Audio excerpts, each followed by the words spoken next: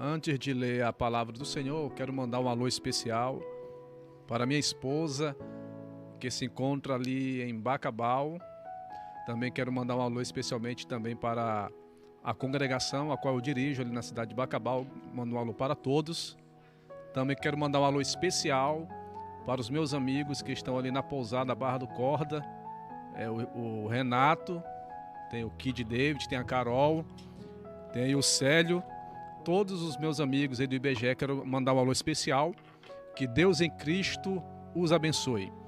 Quero agradecer a Deus também por esta singular oportunidade que Deus tem me dado de estar aqui para ministrar a palavra de Deus. Quero agradecer a Deus pela vida do nosso amigo Jardiel. Tive o prazer imenso de conhecê-lo ali na congregação Gileade. Que Deus possa abençoar de uma forma especial nosso amado irmão Jardiel, ele juntamente com a sua família. Eu quero trazer uma palavra de Deus para o seu coração nesta noite, e eu quero convidar você para abrir a sua Bíblia. Você que não tem uma Bíblia, mas pode estar nos acompanhando nesta noite, e eu quero ler a palavra de Deus no Evangelho de Jesus Cristo, segundo escreveu Mateus. Evangelho de Jesus Cristo, segundo escreveu Mateus, capítulo 28. Esse é o Evangelho, é o primeiro livro do Novo Testamento. Nós sabemos que a Bíblia, a palavra do Senhor, é dividida em dois testamentos. Ela é dividida em Novo Testamento e Antigo Testamento, sendo que o Antigo Testamento ele é composto por 39 livros e o Novo Testamento ele é composto por 27 livros. Toda essa Bíblia a qual nós portamos, ela é composta por aproximadamente, e é certeza, 1189 capítulos, e toda essa Bíblia ela é composta por 31.173 versículos. Esta Bíblia aqui, ela é a genuína, poderosa palavra de Deus. Nós acreditamos nessa palavra, conforme escreveu os escritores, que é um livro inspirado por Deus. Nós sabemos que um livro inspirado pelo Senhor, a qual Deus usou homens para escrevê-la. Nós temos logo ali no início da Bíblia, o primeiro livro da Bíblia, que é Gênesis, e o último livro da Bíblia, que é o livro de Apocalipse. Se nós formos contar aqui os livros, nós, como foi falado, temos 66 livros. O primeiro livro, Gênesis, é o segundo livro, Êxodo, depois Levítico, Número, Deuteronômio, Josué, e vai assim até o livro do Apocalipse. Eu quero ler aqui a palavra do Senhor, no último capítulo do Evangelho, segundo escreveu Mateus. É um texto muito conhecido, porém um texto muito profundo, a qual traz mensagens espirituais, a qual traz um ensino muito poderoso para os nossos corações. Mateus capítulo 28, versículo 16 a seguir. Eu quero ler esse texto bíblico e estar falando um pouco sobre o mesmo. Diz assim a palavra de Deus: E os 11 discípulos partiram para a Galileia, para o monte que Jesus lhes tinha designado. E quando o viram, o adoraram, mas alguns duvidaram. Chegando-se Jesus, falou-lhes dizendo: É-me dado todo o poder no céu e na terra. Portanto, ide, ensinai todas as nações, batizando-as em nome do Pai, do Filho e do Espírito Santo, ensinando a guardar todas as coisas que eu vos tenho mandado. E eis que eu estou convosco todos os dias até a consumação do século. Eu faço questão de repetir os três textos, o versículo 18, o versículo 19 e o versículo 20, para ficar gravado em seu coração, meu amigo, minha irmã, meu irmão que está ouvindo e assistindo esta mensagem. E chegando-se Jesus, falou-lhe dizendo: É-me dado todo o poder no céu e na terra. Portanto, ide, ensinai todas as nações, batizando-as em nome do Pai, do Filho e do Espírito Santo, ensinando-as a guardar todas as coisas que eu vos tenho mandado. E eis que eu estou convosco todos os dias até a consumação do século. Meu amigo que está assistindo e os que estão ouvindo esta palavra, Nós estamos diante de uma verbalização do próprio Senhor Jesus, o nosso Salvador. Se nós lermos todo este capítulo do Evangelho que escreveu Mateus, nós vamos perceber que nesse capítulo 28 do mesmo vai falar sobre a ressurreição do nosso Senhor Jesus. E logo aqui nesses versículos supracitados, nós vamos ver com toda clareza e com muita convicção o nosso Mestre, o nosso Senhor Jesus, ele verbalizando essas palavras poderosas, a qual ele disse assim, antes dele ser assunto ao céu, antes dele ser recebido ao céu, porque nós cremos desta maneira, que Jesus, ele morreu, ao terceiro dia ele ressuscitou, e ele vive hoje para todo sempre. Mas antes do Senhor Jesus, ele subiu ao céu de glória, ele verbalizou essas palavras dizendo, é-me dado todo o poder nos céus e na terra. Meu amigo ouvinte da palavra de Deus, meu irmão, minha irmã, nós vamos perceber aqui nesse versículo, aonde Cristo Jesus ele foi muito categórico, muito claro em manifestar um dos seus atributos. Quando nós estudamos a teologia, nós iremos perceber que no campo teológico existe um assunto, um conteúdo que vai falar a respeito dos atributos divinos. E quando eu falo, quando eu me porto, quando eu me refiro sobre os atributos divinos, estou querendo dizer sobre as características do Senhor Jesus, do poder de Deus. Ou por que não dizer, quando eu falo sobre os atributos, eu estou querendo me referir sobre a onisciência de Jesus. Eu quero me referir sobre a onipotência de Jesus e sobre a onipresença de Jesus. E quando Cristo Jesus, ele fala desta forma, é-me dado todo o poder, nós percebemos que Jesus, ele está manifestando aqui um dos seus atributos, que é a onipotência. E quando a gente estuda mais um pouquinho, nós iremos perceber que no campo teológico existe os atributos incomunicáveis divino ou de Deus, de Jesus, e os atributos comunicáveis. Vou explicar para você qual a diferença do atributo comunicável para os atributos incomunicáveis. Explico para você, meu amigo que está assistindo. Os atributos incomunicáveis de Jesus, ou os atributos incomunicáveis divino, eles pertencem exclusivamente à própria pessoa divina. Os atributos incomunicáveis de Jesus pertencem exclusivamente a Jesus. E quando eu falo sobre os atributos incomunicáveis, eu me refiro sobre a onisciência divina, eu me refiro sobre a onipresença divina, eu me refiro sobre a onipotência divina. Agora cá para nós, meu amigo, cá para nós, minha irmã, meu irmão que está assistindo, está ouvindo esta mensagem, diga-me porventura se você conhece alguém que tem todo o poder. Nem Barack Obama, nem o Shakespeare do Oriente, nem Bill Clinton possui a onipotência.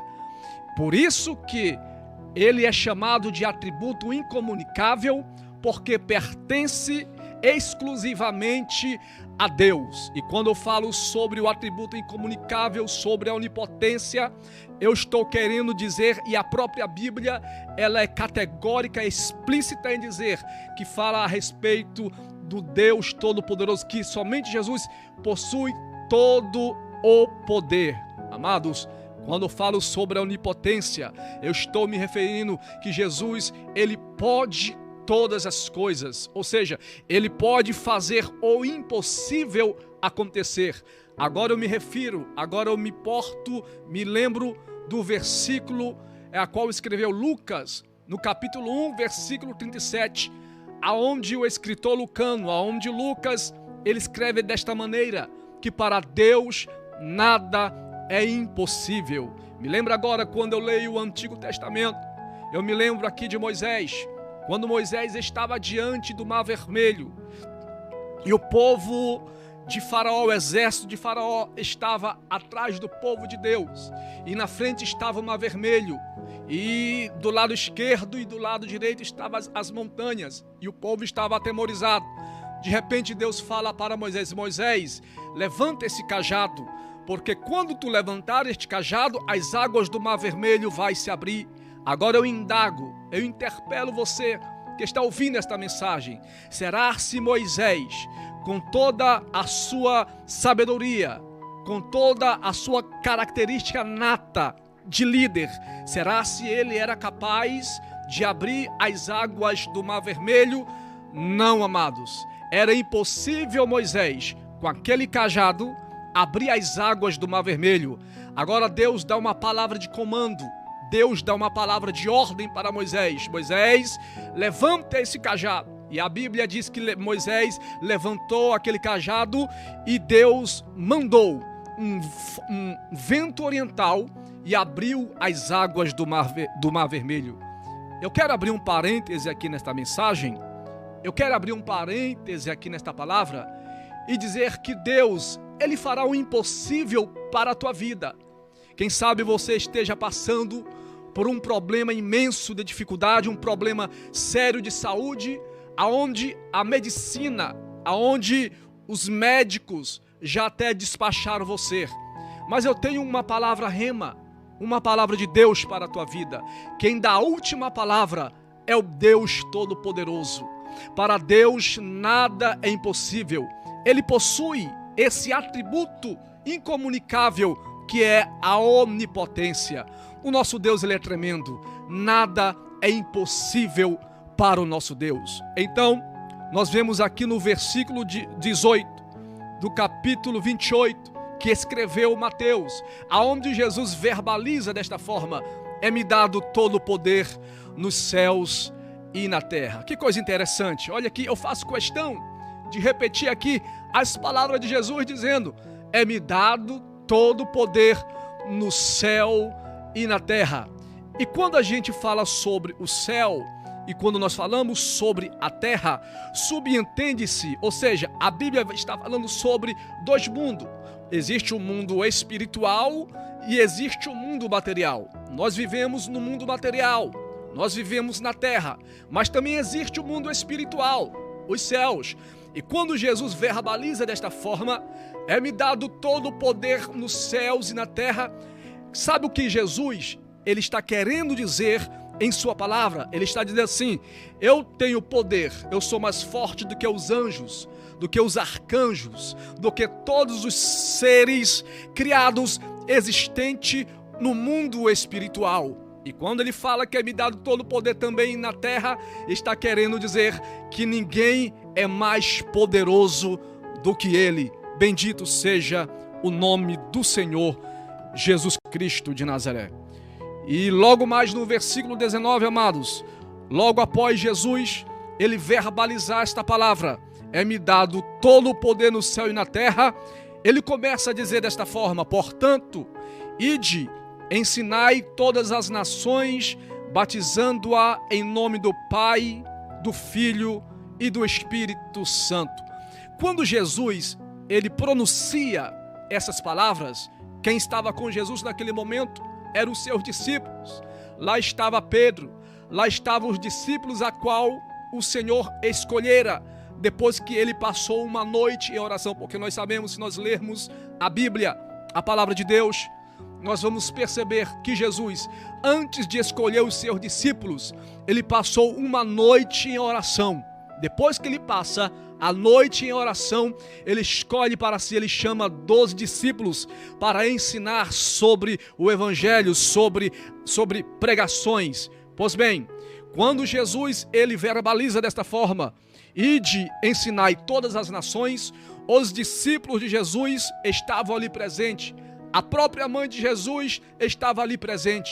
E quando ele fala: olha, ide, ensinai todas as nações, ele estava querendo dizer para os seus discípulos ensinar o evangelho do reino, ensinar a palavra, ou por que não dizer, pregar a palavra em todas as nações. E quando nós estudamos a fundo sobre esta questão, amados, nós iremos perceber que esse texto bíblico, ele faz parte de uns versículos, de um texto da grande comissão do nosso Senhor Jesus. Nós sabemos, logo no versículo 15 do capítulo 16, que escreveu Marcos, Jesus, ele fala dessa forma: ide, pregai o evangelho a toda criatura.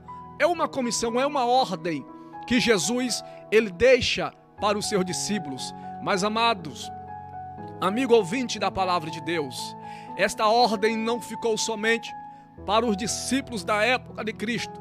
Esta palavra, ela ainda ecoa para os nossos dias atuais. Esta palavra ainda ecoa para todos aqueles que foram chamados por Deus. Esta palavra, ela ainda soa para a igreja, para a eclésia. E quando eu falo sobre eclésia, eu utilizo um termo grego que quer dizer chamado do mundo para dentro da comunhão do corpo de Cristo. Então, amados, esta palavra que Jesus falou há quase 2.500 anos atrás, ela também serve, ecoa, é para a igreja militante, é para a igreja atuante, é para nós, é para você, é para os pastores, é para os evangelistas, é para os diáconos, é para os adolescentes, é para os jovens, é para todos aqueles que foram chamados por Deus, é para toda a igreja de Cristo. Então, amado, é uma ordem que Jesus deixa para nós, pregar o evangelho do reino, pregar o evangelho da salvação. Jesus deixou esta ordem para a sua igreja. E se ele deixou esta ordem para o seu povo, qual deve ser a atitude do cristão? Qual deve ser a nossa atitude? Será se a nossa atitude tem que ser uma atitude de inércia? Será se a minha atitude, a sua atitude, tem que ser uma atitude de estagnação? Eu sempre, quando eu vou pregar a palavra, ou quando eu vou dar um estudo da palavra de Deus, eu gosto de falar que tem pessoas que é que nem as águas do poço de Jacó, parado. E Cristo Jesus não nos chamou para ficarmos parados. Ele nos chamou para propalarmos, para pregarmos a sua poderosa palavra. Fomos chamados, fomos salvos para isso. Fomos tirados do mundo, do sistema pecaminoso, para pregar o evangelho da salvação, para pregar o evangelho do reino, para anunciar as boas novas de salvação. Eu faço uma indagação para você que está assistindo esta mensagem e para você que está ouvindo esta mensagem. Tens você pregado o evangelho? Tens você obedecido o ide do nosso Senhor Jesus? Você responde para você mesmo. Você responde.